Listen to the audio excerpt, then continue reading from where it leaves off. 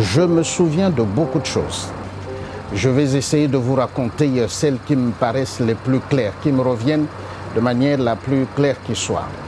La Chambre de commerce et d'industrie franco-congolaise, c'est une initiative que la coopération entre les deux pays doit à des hommes d'affaires français et congolais avec l'appui des gouvernements de deux pays. La règle de la parité a prévalu, a présidé à sa création, à son fonctionnement, puisque c'est la France et la République démocratique du Congo, puisque c'est les entreprises françaises et les entreprises congolaises, eh bien, il y a eu un président congolais dans le fonctionnement et il y a eu un premier vice-président exécutif français. Il y a eu un nombre égal d'administrateurs français et un nombre égal d'administrateurs congolais dans le conseil d'administration. Je me souviens de la confiscation de l'immeuble, ça je n'oublierai jamais. C'était exactement le 15 septembre, le pouvoir AFDEL qui arrive à Kinshasa saisit l'immeuble de la Chambre, saisit les équipements et les dossiers de la Chambre et la Chambre est obligée de suspendre ses activités. Mais toujours la volonté des gouvernements des deux pays va revenir au galop. Paris et Kinshasa, d'un point de vue diplomatique, vont s'entendre pour que la Chambre retrouve ses activités. C'est en septembre 1997. Elle nous est restituée en mars 2000. Et ce que nous avons vécu dans cette affaire, c'est quoi? C'est la volonté des dirigeants de deux pays de faire en sorte que l'économie, entre l'économie préside à tout, l'économie a triomphé, c'est l'économie qui a fait que l'immeuble nous soit restitué. Mon défi consistait à mettre les deux communautés ensemble. Il y a la communauté congolaise et la communauté française, parce que je vais vous dire qu'à l'époque, je me souviens que c'était pas évident, les deux communautés de travailler ensemble. L'idée de créer la semaine française partait justement de conflits. C'était pour moi la preuve de montrer à la communauté d'affaires française et congolaise que nous pouvions travailler ensemble. Chaque année, il y a un thème. L'idée aussi était de mettre ensemble justement les hommes d'affaires congolais et français, ceux qui n'étaient pas membres, déjà pour qu'ils sachent qu'est-ce que nous faisons là-bas, parce que les gens ne comprenaient pas cette chambre sert à quoi.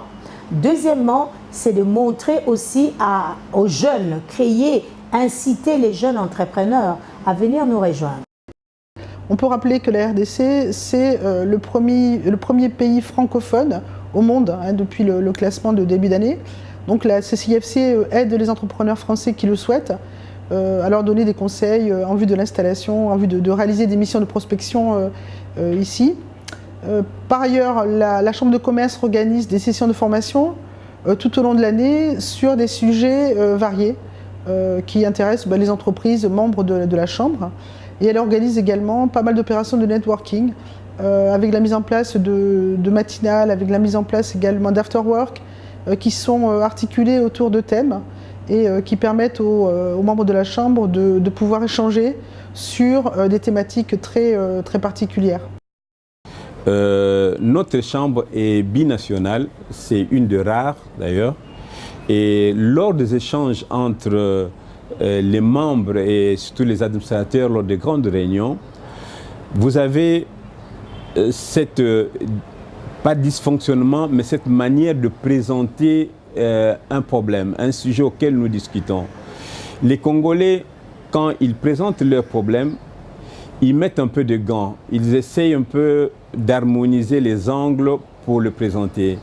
Mais nos partenaires français, quand eux présentent, ils vont direct. Ils mettent les accents là où il faut, ils mettent l'adjectif là où il faut, sans chercher à arrondir. C'est un peu ce que j'ai rencontré et les discussions étaient chaudes, mais en tant que président, j'étais obligé de trouver les moyens à arrondir ces angles-là pour qu'enfin qu'on puisse trouver une solution qui satisfait tout le monde. Voilà un peu parmi les anecdotes que je pouvais vous raconter dans mon expérience pendant que je gérais un peu la Chambre de commerce. Alors, une première dans l'histoire de la CCIFC, nous venons de créer en mai 2017 une antenne de la Chambre à Lubumbashi et en octobre 2017 une autre antenne de la Chambre à Goma.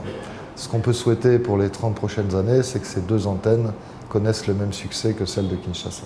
Vous savez, entrer dans le monde des affaires, ça se prépare. C'est presque une vocation. Il faut aimer. Mais il faut retenir une chose, et ça s'organise aussi. Ça s'organise et même ça s'oriente. Ça peut s'orienter. Ça dépend du programme scolaire que vous avez, l'éducation que vous avez, et l'influence de l'environnement également. Il joue énormément. Mais pour cela, il faut créer des conditions. Il faut créer des conditions pour que les jeunes s'intéressent à l'entrepreneuriat. Parce que les affaires, c'est d'abord l'entrepreneuriat. Bedrena Kiese Mingi, Boubouya, Chambre de commerce et d'industrie franco-congolaise, Yome Lungisa, Bamvula, Kumina Tatu. Mbotama Yambote. Kuzali quand même à Chambre de commerce. Milele, Chambre de commerce, c'est quoi tout vivante. Mais Kuzali quand même. Mbotama Elamu, Chambre de commerce franco-congolaise. Heureux anniversaire à la Chambre de commerce et d'industrie franco-congolaise pour ses 30 ans.